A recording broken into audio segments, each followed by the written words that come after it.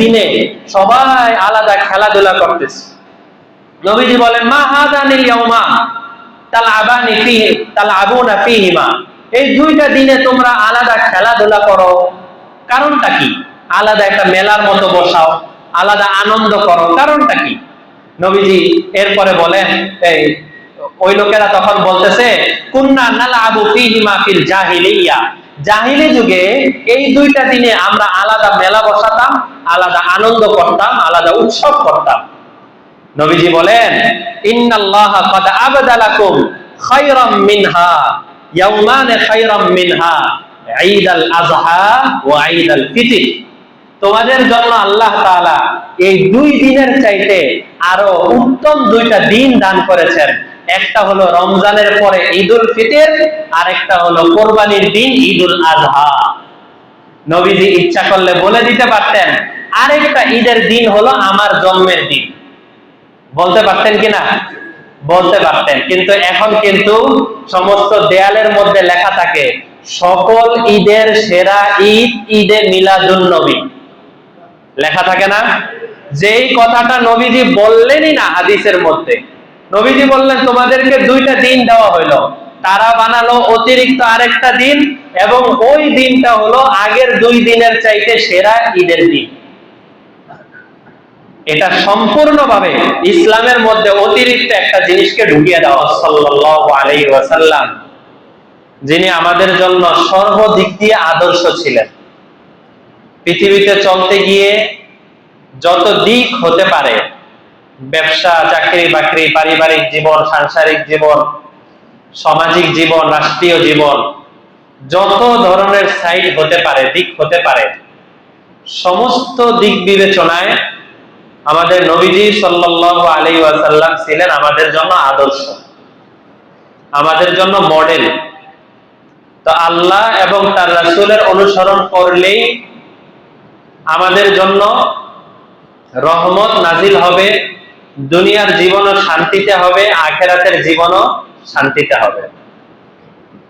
এখন আল্লাহ এবং তার রাসূলের অনুসরণ করতে গিয়ে আমরা সাধারণত বয়ানের মধ্যে দুইটা কথা খুব বেশি শুনে থাকি।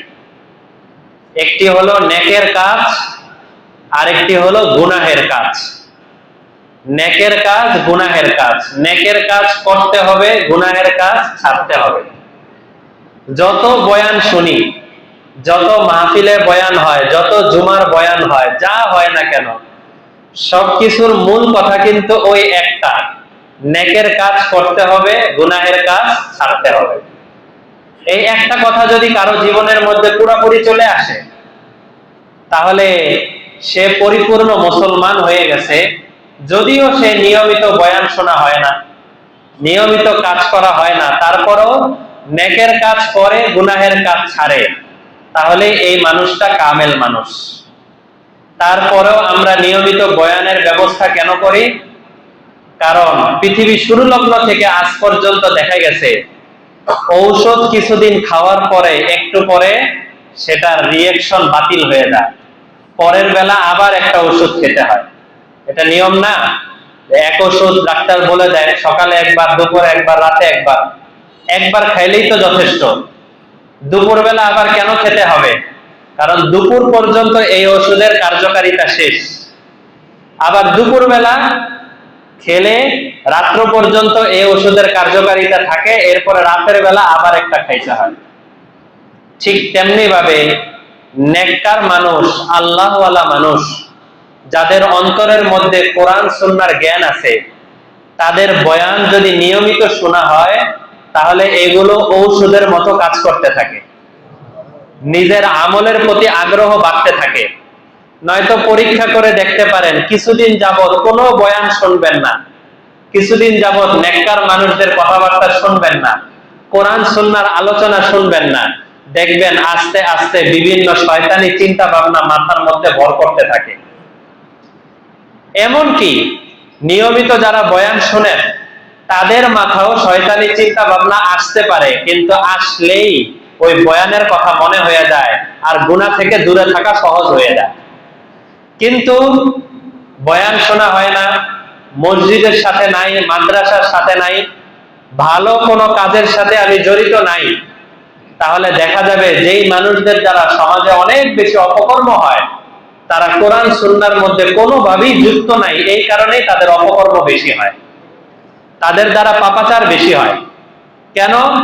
যারা নিয়মিত মসজিদের সাথে সম্পর্ক রাখতে পারে, নেককার কোন আল্লাহওয়ালা আলেমের সাথে সম্পর্ক রাখতে পারে, সময় সময় পরামর্শ করে, ফোন করে, জিজ্ঞেস করে, করে করে সব বিষয়ে আমল করার চেষ্টা করে, তাদের মধ্যে অপরাধ হতে পারে, হতে পারে না এমন না, অপরাধ হতে পারে, কিন্তু অবশ্যই অন্যদের তুলনায় অপরাধের মাত্রা কম থাকে অথবা থাকেই না।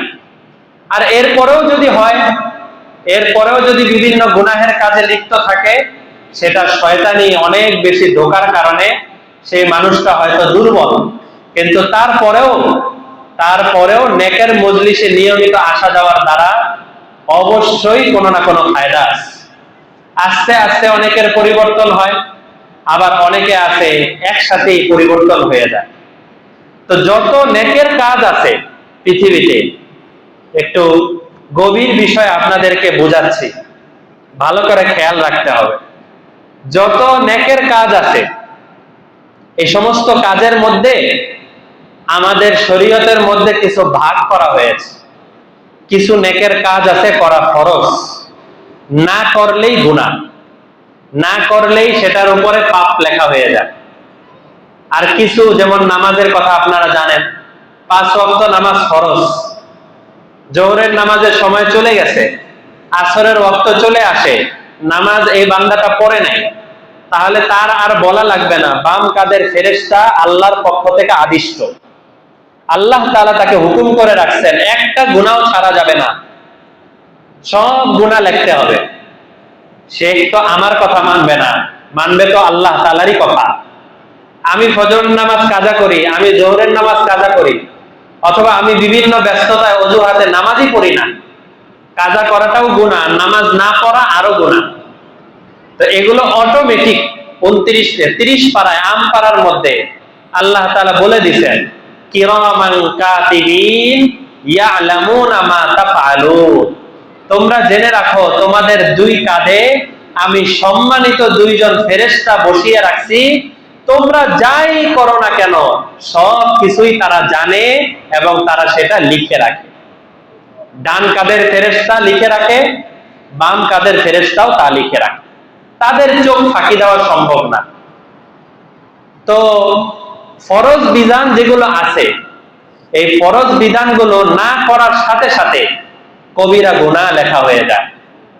এই জন্য কিছু আমল আছে যেগুলো করা ফরজ, কিছু আমল আছে যেগুলো করা ওয়াজিব, কিছু আমল আছে যেগুলো করা সুন্নত, কিছু আমল আছে যেগুলো করা মুস্তাহাব, কিছু আমল আছে যেগুলো করা নফল, আর কিছু আমল আছে যেগুলো করা মুবাহ। এই মোট 5-6 প্রকারে ভাগ করা হয়। আবার গুনাহের ক্ষেত্রেও এরকম ভাগ করা আছে। কিছু আমল আছে যেগুলা করা শিরিক, কিছু আমল আছে যেগুলা করা কবিরা গুনাহ, কিছু আমল আছে, কিছু কাজ আছে যেগুলা করা সগীরা গুনাহ, কিছু কাজ আছে যেগুলা করা বেদআতি গুনাহ, আর কিছু কাজ আছে যেগুলা করা হারাম, কিছু কাজ আছে যেগুলা করা মাকরুহ। মাকরুহের মধ্যে আবার 2 প্রকার, মাকরুহে তানজিহি, মাকরুহে তাহরিমি। এই যে ভাগটা আপনাদেরকে আমি শোনালাম, এই ভাগটা সাহাবায়ে কেরামের জমানায়, নবীজি পাক সাল্লাল্লাহু আলাইহি ওয়াসাল্লামের জমানায় এত সুন্দরভাবে বিন্যস্ত আকারে ভাগ করা ছিল না। সাহাবায়ে কেরামের কথা কি থাকতো জানেন?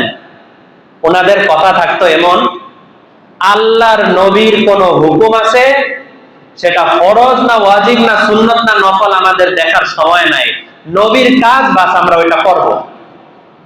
নবী কোন কাজ থেকে নিষেধ করছে, ওনারা আর প্রশ্ন করতেন না যে এটা যদি নিষেধ করা হয়েছে, যদি করি তাহলে কি কবিরা গুনাহ হবে, না শিরিক হবে, না বেদাত হবে, না মাকরুহ হবে, না তানজিহ হবে, না তাহরিমি হবে, এগুলো ওনারা প্রশ্ন করতেন না। ওনাদের প্রশ্ন থাকতো, ওনাদের কথা থাকতো, নবীজি একটা কাজ করতে নিষেধ করেছেন, বাস ওইটা আমাদের জন্য নিষেধ। এবার হারামের কোন পর্যায়ে, কোন অবস্থায়, ওগুলা নিয়ে তারা কোনো চিন্তাই করতেন না। আপনাদেরকে সম্ভবত আগেও একটি ঘটনা শুনিয়েছিলাম যে মদিনা থেকে অনেক দূরে খায়বর মদিনা থেকে অনেক দূরে।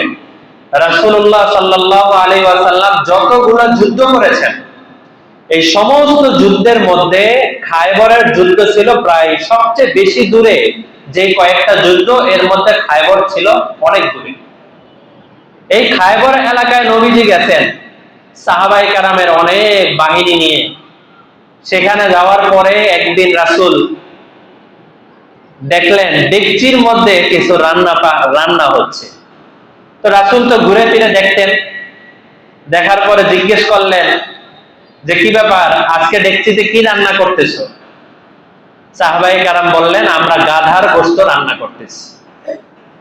নবীজি বললেন, কি ব্যাপার, তোমাদের কি জানা নাই পূর্বসূরীদের মধ্যে গাধার গোশত হালাল ছিল, কিন্তু আমার উম্মতের জন্য আল্লাহ তাআলা গাধার গোশত হারাম করে দিয়েছেন? এটা কি তোমাদের জানা নাই? সাথে সাথে 2-3 জন সাহাবী ওনারা বললেন যে এই ডেকচির মধ্যে লাঠি দিয়ে তো ধরতো, এই পুরা ডেকচি যেটা আছে, ডেক যেটা আছে, এটাকে উঁচা করে উল্টে যত গোশত ছিল সব গোশত মাটিতে ফেলে দিয়েছেন। দ্বিতীয়বার আর ওনারা প্রশ্ন করেন নাই এটা কোন পর্যায়ে, এখন তো পাক করে ফেলছি, আগে তো জানা ছিল না, এবারের জন্য কি একটু সুযোগ দেওয়া যায় না? এই জাতীয় অনেক প্রশ্ন কিন্তু সাহাবায়ে কেরাম করতে পারতেন, কিন্তু ওনারা কেউ এই জাতীয় প্রশ্ন করেন নাই। বরঞ্চ অভাবের সংসার হিসাবে অভাবের দিকে তাকালে খেয়াল করা দরকার, এত হাজার হাজার টাকা গাধার গোশত এখানে রাখা হয়েছে। রাসূল যদি আল্লাহর পক্ষ থেকে অনুমতি নিয়ে এইবারের জন্য অনুমতি দিয়ে দিতেন তাহলে খেয়ে ফেলতো, অথবা একবারের জন্য ওনাদের জন্য সুযোগ দিয়ে দিতেন, হয়ে যেত। কিন্তু সাহাবায়ে কেরাম ওদিকে কোনো চিন্তা করেন নাই, বলার সাথে সাথে ওনারা নিজেদের ডেকটাকে উল্টে ফেলে দিয়েছেন। ঠিক হযরত ওমর রাদিয়াল্লাহু আনহুর ছেলে হযরত আব্দুল্লাহ ইবনে ওমর রাদিয়াল্লাহু আনহু, উনি হজে যাচ্ছেন। হজে যাওয়া অবস্থায় খাদেমকে বলে উটকে থামালেন, বললেন যে আমার একটু পেশাব চাচ্ছে। আচ্ছা ঠিক আছে, তো এক জায়গায় গিয়ে উনি পেশাব করলেন। এরপরে ফ্রেশ হয়ে আবার উঠে সোয়ার হয়ে হজের উদ্দেশ্যে রওনা করলেন। একটু পরেই, অল্প একটু পরেই উনি বললেন, উটটাকে আবার থামাও, আমাকে বদনাটা দাও, আমি আবার একটু পেশাব করতে বসবো। তো উনি আবার পেশাব করতে বসলেন, বদনা নিয়ে পেশাব করতে বসলেন। চুপচাপ বসে আছেন, বসে থাকার পরে আবার কাজ শেষ, উঠে গেছেন, উঠে আবার উটের উপরে সোয়ার হলেন। খাদেম জিজ্ঞেস করে, হযরত আপনি না এখন মাত্র পেশাব করলেন, এখন আবার আপনি এখানে এসে বসলেন, আপনার কি পেটে কোনো সমস্যা হয়েছে? তখন উনি বলতেছেন, ওনার খাদেমের নাম ছিল নাফে, ওনার ছাত্রর নাম, খাদেমের নাম। বলল, নাফে, নবীজি তো এখন দুনিয়াতে নাই, নবীজি তো দুনিয়া থেকে চলে গেছেন। যখন নবীজি হজ করছিলেন দুনিয়া থাকা অবস্থায়, ওই সময় দেখছিলাম মদিনা থেকে মক্কা যাওয়ার পথে এই জায়গায় আসার পরে নবীজি পেশাব করার জন্য বসছিলেন বদনা নিয়ে।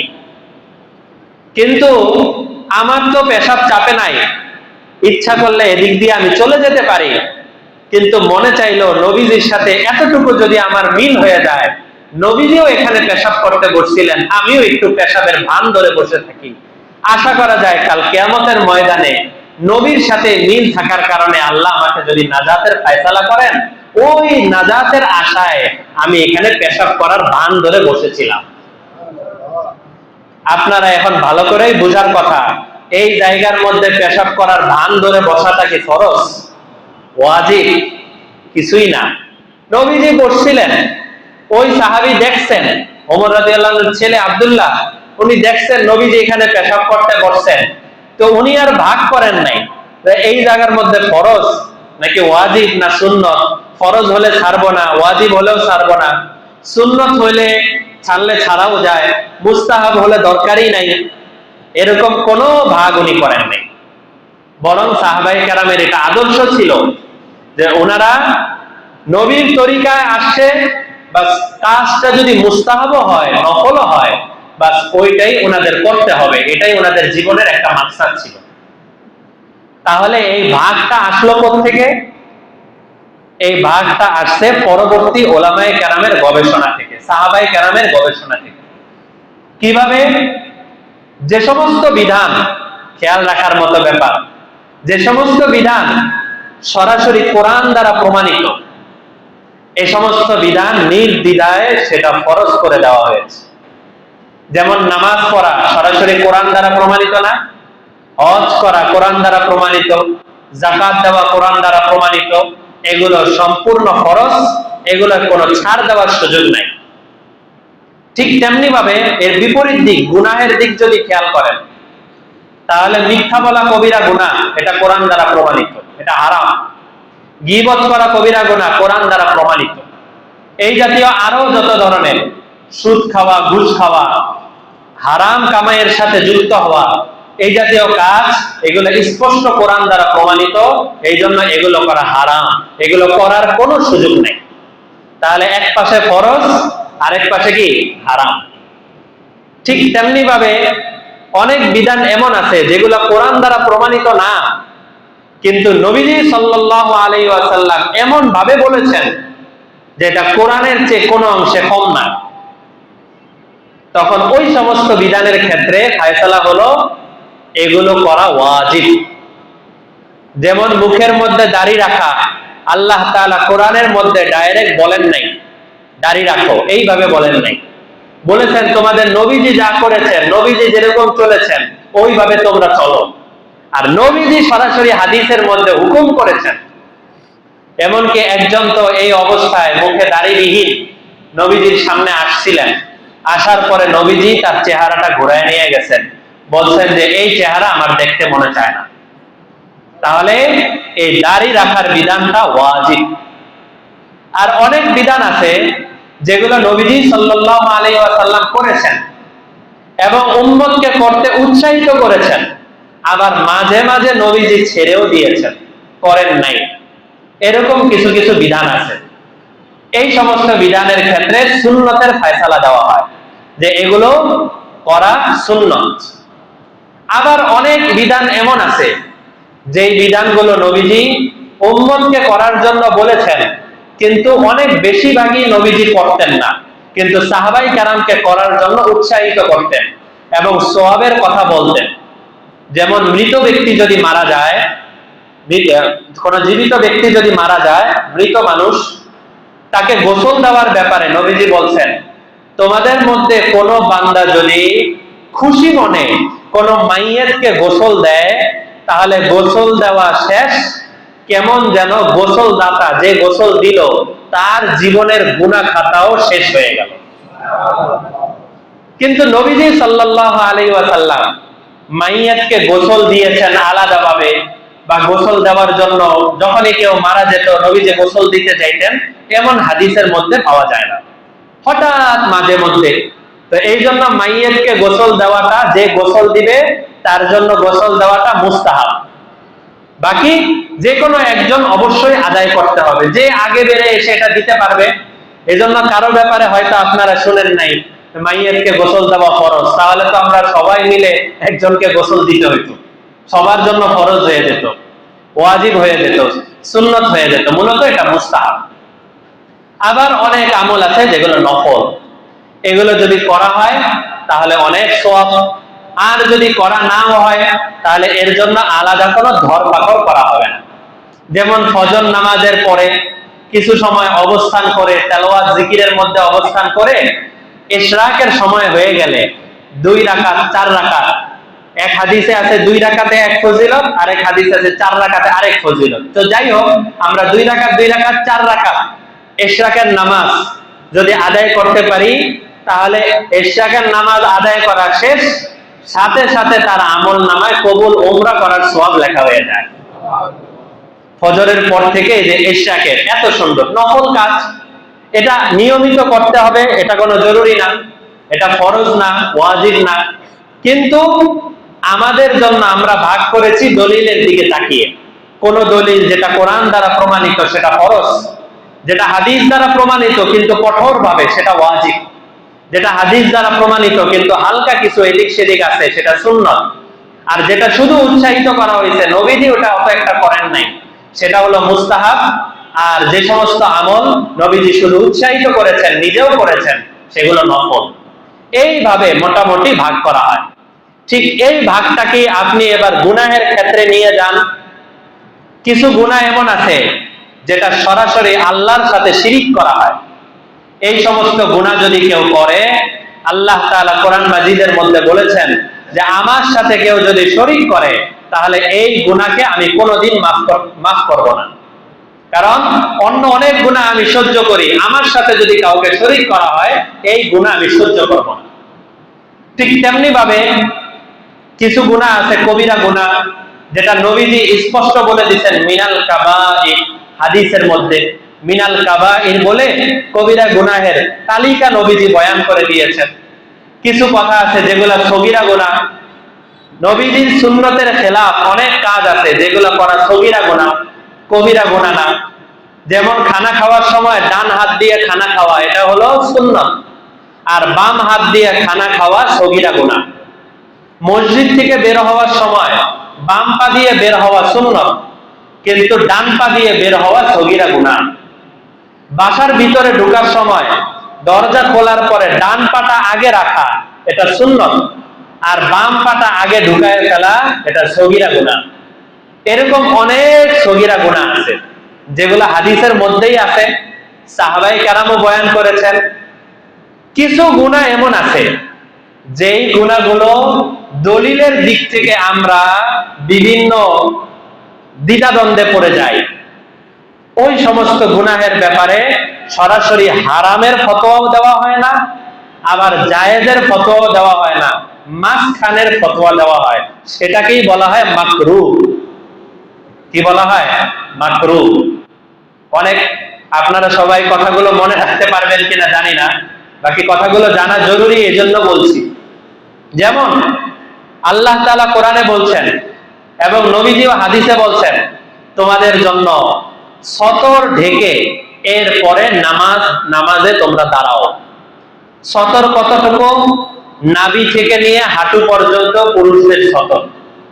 তাহলে একজন মানুষ নাভি থেকে হাঁটু পর্যন্ত সতর ঢেকে যদি নামাজে দাঁড়ায় তাহলে পুরা নামাজ তার আদায় হয়ে যাবে।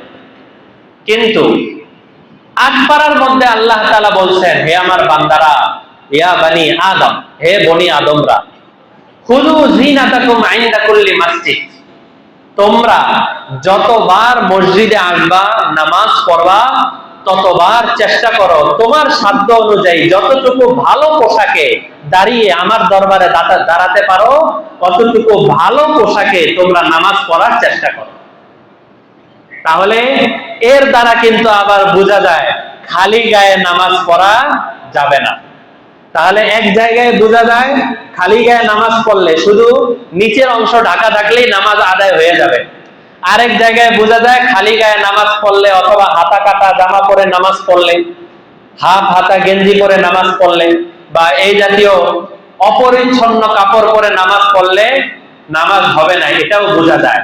এই জন্য এই দুইটার মাঝখানে ফতোয়া দেওয়া হয়, সতর ঢেকে নামাজ আদায় করা ফরজ, আর খালি গায়ে অথবা এই জাতীয় হাতা খোলা রাখা নামাজ পড়া, টুপি ছাড়া নামাজ পড়া, অপরিচ্ছন্ন কাপড় পরে নামাজ পড়া, এই জাতীয় ভাবে নামাজ পড়াটা মাকরুহ। অর্থাৎ নামাজ হয়ে যাবে কিন্তু এই নামাজটা আল্লাহ তাআলা ভালো মতো পছন্দ করবেন না। এর মধ্যে একটা বড় গুনাহ হলো বেদাতি গুনাহ। বেদাত, আরেকটা গুনাহ কি? বেদাত। বেদাত কাকে বলে? বেদাত বলা হয় ইসলামের মধ্যে নতুন কোনো কিছু ইবাদতের নামে ঢুকানোর চেষ্টা করাকে বলা হয় বেদাত। ইসলামের মধ্যে নতুন কোনো কিছু ইবাদতের নামে আলাদা যদি ঢুকানোর চেষ্টা করা হয় সেটা হলো বেদাত। আরেকটা হলো ইসলামের মধ্যে ঢুকালাম না, আমি আমার ব্যক্তিগত সুবিধার জন্য কোনো কাজ করলাম। যেমন নবীজির জমানায় বিল্ডিং ছিল না, আমি আমার এখনকার জমানায় থাকার সুবিধার্থে আমি বিল্ডিং বানালাম, আমি সুন্দর দোকান দিলাম, ব্যবসা বাণিজ্য করলাম। এগুলো আমরা ইবাদত হিসেবে না, আমার বর্তমান রেওয়াজ অনুযায়ী। হ্যাঁ, এগুলোও যদি সওয়াবের আশাই করি তাহলে ইবাদতের সওয়াব হবে না? ইবাদতের সওয়াব হবে। যদি সওয়াবের আশায় করা যায়। কিন্তু নতুন কোন জিনিস ইবাদতের আশায় ইসলামের মধ্যে যদি ঢুকানো হয় তাহলে সেটার নাম হলো বেদাত। এই বেদাতের গুনাহ এটা বড় মারাত্মক গুনাহ। নবীজি সাল্লাল্লাহু আলাইহি ওয়াসাল্লাম বলেন, আনা ফারাতুকুম আলাল হাউস, কাল কিয়ামতের ময়দানে সবাই যাওয়ার আগে আমি সবার আগে হাউজে কাউসারের কাছে চলে যাব। যাওয়ার পরে আমি চাবো যে আমার উম্মতরা এসে এসে আমার কাছ থেকে হাউজে কাউসারের পানি পান করুক। আমি ধরে ধরে আমার উম্মতকে হাউজে কাউসারের পানি পান করাতে চাবো।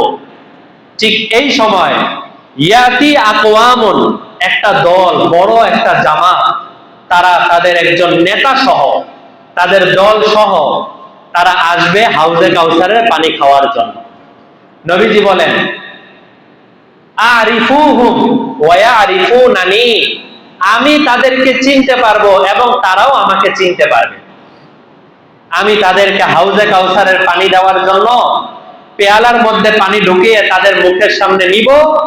ফায়ুহালু বাইনি ওয়া বাইনাহুম, হঠাৎ করে উপর থেকে তাদের মাঝে আর আমার মাঝে একটা বড় পর্দা নামিয়ে দেওয়া হবে, যে আপনার পবিত্র হাতের পবিত্র পানি তারা খেতে পারবে না। নবীজি বললেন, ইন্নাহুম উম্মতি, ইন্নাহুম উম্মতি, এরা আমার উম্মত, এরা আমার উম্মত। মুখের মধ্যে দাড়ি, মাথায় টুপি, শরীরে সুন্দর পোশাক, এরা তো দুনিয়ায় থাকা অবস্থায় আমার লেবাস অনুযায়ী আমি যেভাবে বলেছি ওরকম লেবাস পোশাক নিয়ে এরা আছে। এরা তো আমার উম্মত, আমি এদেরকে পানি পান করাতে পারবো না। তখন ফায়াকুলুল্লাহ, আল্লাহ তাআলা তখন আরশ থেকে ঘোষণা দিবেন।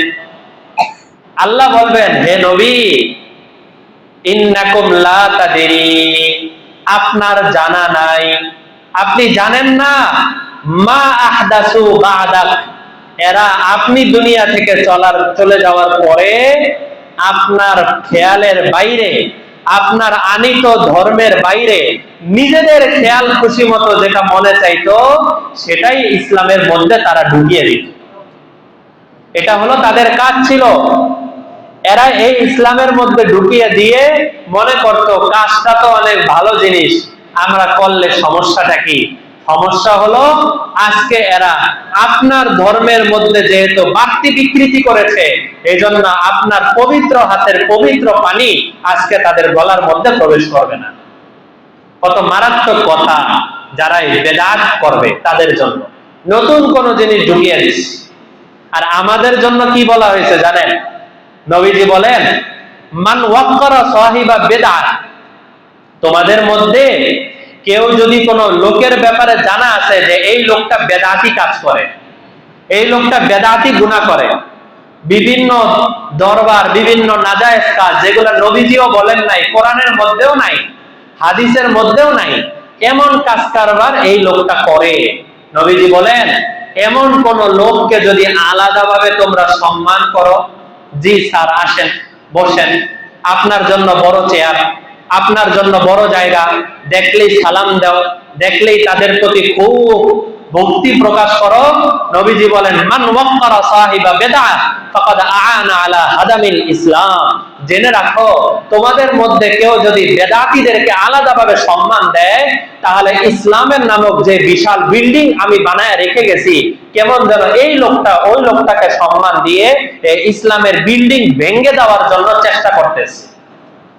আমরা কি কেউ ইসলামের ইমারত ভেঙে দিতে চাই নাকি আরো মজবুত করতে চাই? আরো মজবুত হবে, আমাদের দ্বারা যেন ইসলামের ফায়দা হয়, আমাদের দ্বারা যেন ইসলামের উপকার হয়।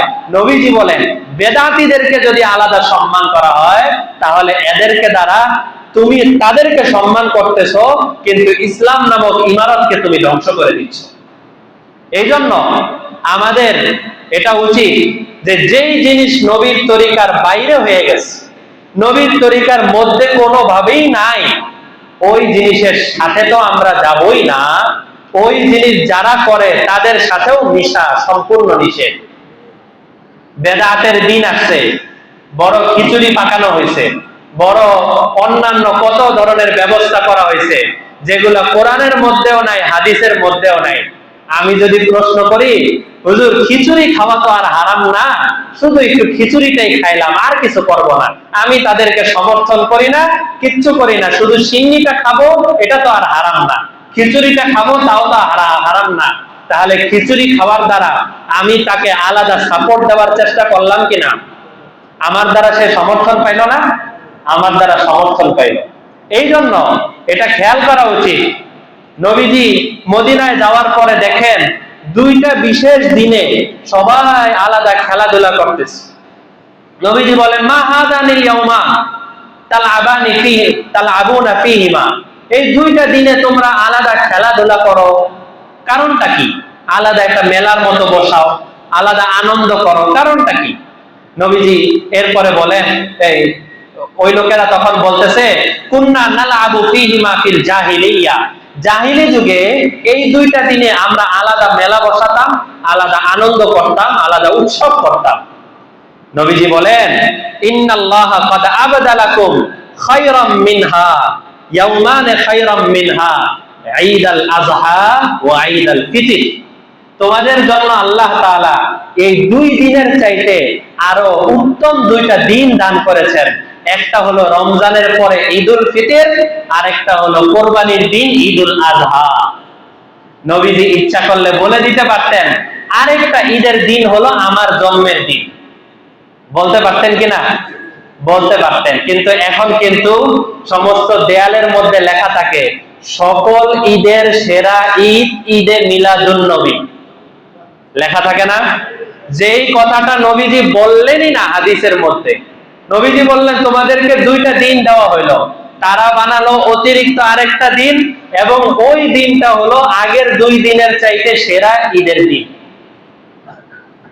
এটা সম্পূর্ণভাবে ইসলামের মধ্যে অতিরিক্ত একটা জিনিসকে ঢুকিয়ে দেওয়া হলো। এই জিনিস ঢুকানো আমাদের জন্য জায়েজ হবে? জায়েজ হবে না। স্পষ্ট বেদাতি গুনাহ, স্পষ্টভাবে গুনাহ।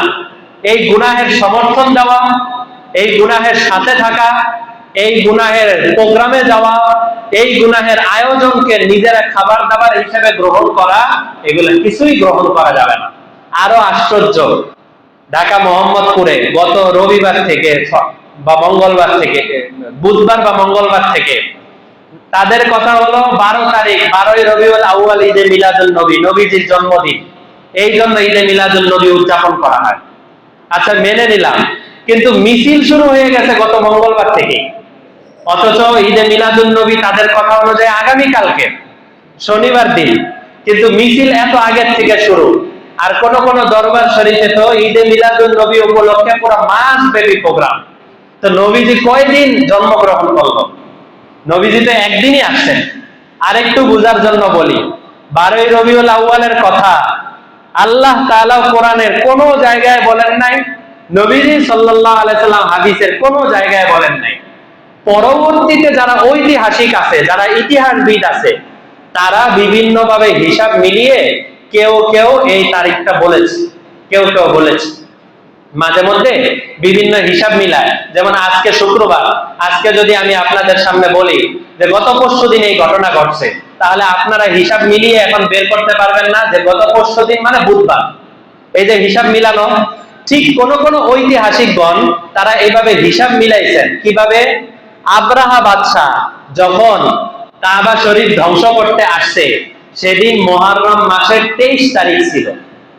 আর সবাই একমত যে মুহররম মাসে আব্রাহার বাদশা যেদিন বাইতুল্লাহ ধ্বংস করতে আসছে, এর 50 দিন পরে আমাদের নবীজি জন্মগ্রহণ করেছেন।